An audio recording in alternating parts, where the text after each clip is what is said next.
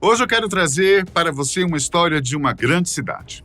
São Paulo. Ela não só é a maior do Brasil, como de toda a América Latina. Atualmente, com seus estimados 11 milhões e meio de habitantes, é uma metrópole que não parou no tempo e serve como referência para todo o país. Mas o que fez São Paulo crescer tanto? Vamos viajar no tempo para descobrir a resposta. São Paulo nasceu diversas vezes, como diz um historiador brasileiro. Antes mesmo de ser oficialmente inaugurada em 1554, a região já era habitada por indígenas. Começou a receber missionários jesuítas e aventureiros que chegavam sem parar, a maioria vinda em navios e também a pé. São Paulo não passava, no entanto, de um triângulo, ou melhor, de uma região com forma triangular, que se iniciava na convergência entre os rios Anhangabaú e Tamanduateí, onde hoje estão o Mosteiro de São Bento, o Pátio do Colégio, a Igreja de São Francisco e a Praça da Sé, entre outros. É chamado Triângulo Histórico de São Paulo, por ser o local mais antigo da cidade, e onde, naqueles anos de 1500, viviam poucos de diferentes tribos, tupiniquins, tupinambás e carijós, por exemplo. O fato é que, para os jesuítas, aquele triângulo era o lugar perfeito, uma vez que havia trilhas que levavam para diferentes locais. Para os indígenas, era um local consagrado e com poderes divinos. Além disso, era um ponto de chegada ou partida para diversos lugares, por meio das 5 principais trilhas que já existiam. Uma delas, através da Serra do Mar, levava diretamente para o litoral, São Vicente, a cidade mais antiga do país, e Santos, onde já havia sido construído um porto. É mais ou menos o mesmo traçado feito pela Via Anchieta, que substituiu essa antiga trilha. A outra trilha saía da Igreja de São Bento, hoje Mosteiro de São Bento, e atravessando o Tietê, ia pelo Vale do Paraíba do Sul até chegar ao Rio de Janeiro. Hoje, trata-se da Via Dutra. A outra partia do Pátio do Colégio e cruzava diversos pontos hoje conhecidos e ia em direção ao sul do país, hoje conhecida como Regis Bittencourt. E uma quarta trilha, que se originava desta última, seguia rumo ao Rio Pinheiros e seguia, pasme,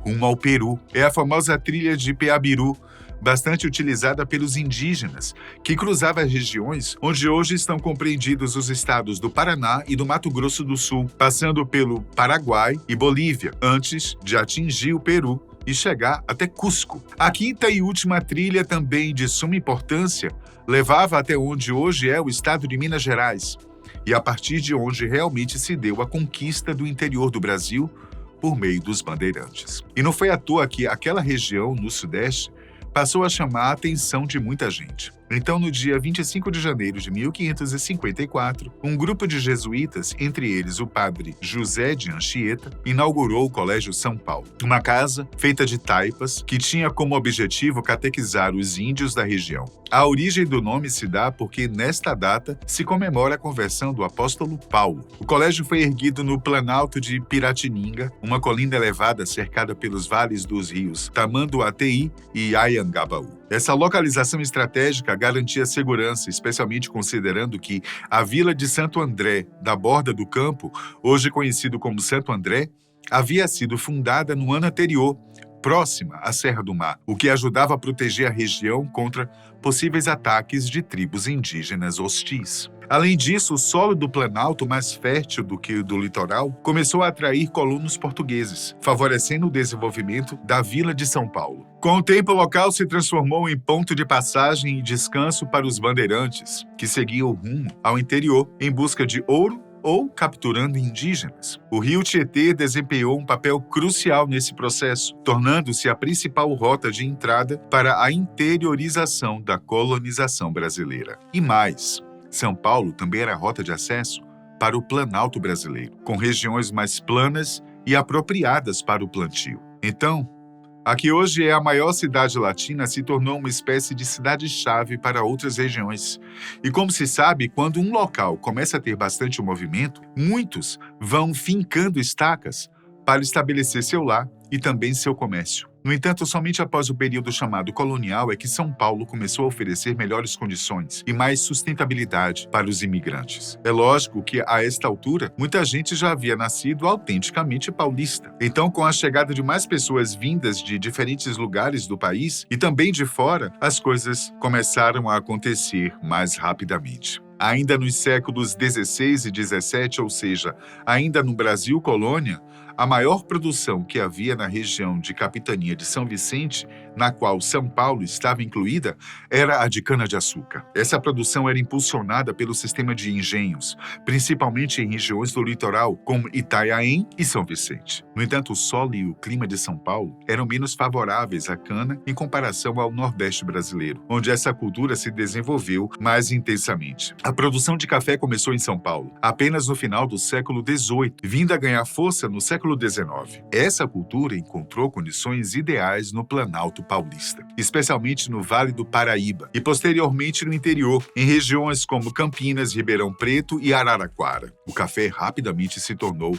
a base da economia paulista e impulsionou o desenvolvimento da infraestrutura e a urbanização. Apesar da presença da cana-de-açúcar ainda ser forte, foi o café o responsável por transformar a província em uma potência econômica. O Brasil recebeu suas primeiras mudas por volta de 1727, vindo da Guiana Francesa. Conta-se que o responsável por trazer o café ao Brasil foi o sargento-mor Francisco de Melo Palheta. Ele foi enviado à Guiana Francesa pelo governador do Pará, sob o pretexto de resolver disputas territoriais, mas com a missão secreta de adquirir mudas de café. Diz a lenda que Palheta conquistou a confiança da esposa do governador francês, que lhe entregou mudas e sementes escondidas em sua bagagem. Essa história mistura espionagem e romance, ilustrando o valor estratégico do café na época. As primeiras plantações de café foram estabelecidas na região norte do Brasil, especialmente no Pará. Contudo, o cultivo não prosperou imediatamente devido às condições climáticas e à falta de infraestrutura. Com o tempo, o café foi plantado em regiões do Rio de Janeiro, São Paulo e Minas Gerais, onde encontrou um ambiente ideal para se desenvolver. No final do século XVIII, o cultivo começou a ganhar escala comercial, especialmente no Vale do Paraíba, que se tornou o epicentro da produção no século XIX. Mas vai aqui uma curiosidade sobre a bebida, hein? No início, ela era considerada uma bebida sofisticada, consumida somente pelas elites. Essas pessoas copiavam dos europeus o costume de beber café como um símbolo de status social. No entanto, à medida que a produção crescia e o café se tornava mais acessível, o consumo começou a se popularizar, especialmente no Rio de Janeiro, que era o principal porto exportador. Um outro fator importante no processo de crescimento de São Paulo e outras cidades do sudeste do país, como o Rio de Janeiro, foi que por volta de 1870, com o fim da Guerra do Paraguai, na qual o Brasil saiu vencedor, muitos negros deixaram de ser escravos, uma promessa do governo por terem participado voluntariamente dos combates. Como a Lei Áurea ainda não havia sido promulgada, poucos conseguiram se livrar das correntes, enquanto a outra parte não teve a promessa cumprida. Mas devido ao fato dos grandes latifundiários não quererem contratar formalmente ex-escravos, começaram a dar preferência a estrangeiros, que vinham aos montes, especialmente da Europa. Eles chegavam e eram diretamente escalados para trabalhar nesta ou naquela fazenda. Com o tempo, muitos desses imigrantes começariam a se dar bem,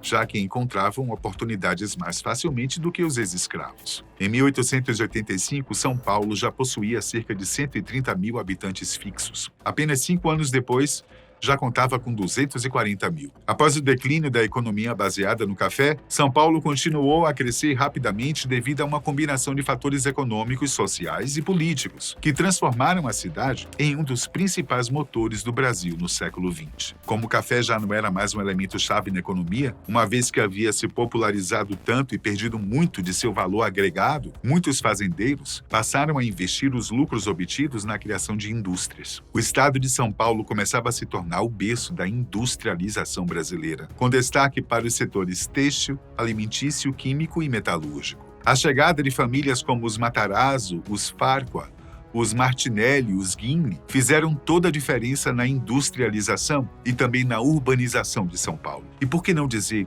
de forma indireta, contribuíram também para a formação de novos costumes e para a melhoria da vida de muita gente. Com as notícias das indústrias, a cidade atraiu trabalhadores de outras regiões do Brasil e imigrantes, criando um mercado de trabalho diversificado. A proximidade com Porto de Santos facilitou o escoamento de produtos industrializados. Além da imigração, foi uma época de grande êxodo rural, devido à decadência do café e à mecanização da agricultura, que dava seus primeiros passos. Assim, milhares de pessoas do interior de São Paulo e de outros estados como Minas Gerais, Bahia, Pernambuco começaram a se mudar para a capital paulista. A cidade se tornou um ponto de encontro de culturas e mão de obra, alimentando sua economia, acelerando sua urbanização. A chegada de imigrantes europeus entre italianos, portugueses, espanhóis e alemães no final do século XIX e início do século XX trouxe novas técnicas e culturas empresariais, que contribuíram para o avanço industrial. Posteriormente, a imigração de japoneses, libaneses e sírios também teve impacto significativo na economia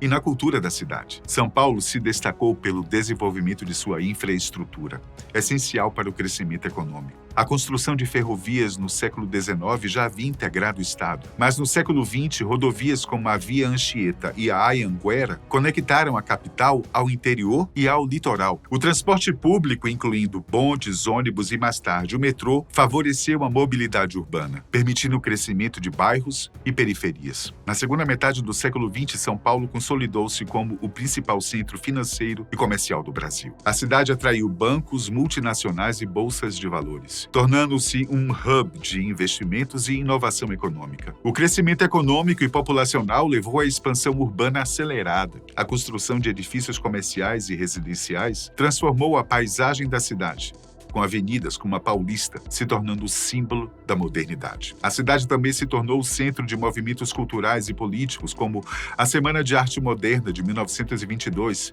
que posicionou São Paulo como líder do modernismo brasileiro, e a efervescência dos anos 70 e 80, com movimentos estudantis, greves operárias e produções artísticas que marcaram a ditadura militar. A capacidade de São Paulo de se reinventar após o ciclo do café foi impulsionada pela industrialização, pela migração, pela inovação. Com isso, a cidade manteve sua posição como principal motor econômico do país e se consolidou como uma metrópole global. Hoje, a maior cidade da América Latina e a mais movimentada do Brasil, nos seus 470 anos de existência oficial, ainda permanece viva, bonita, cada vez mais forte e com muita história para contar. Especialmente no Triângulo SP, muito ainda do passado é preservado, ou se tenta preservar, a fim de não deixar o passado desta gloriosa capital morrer.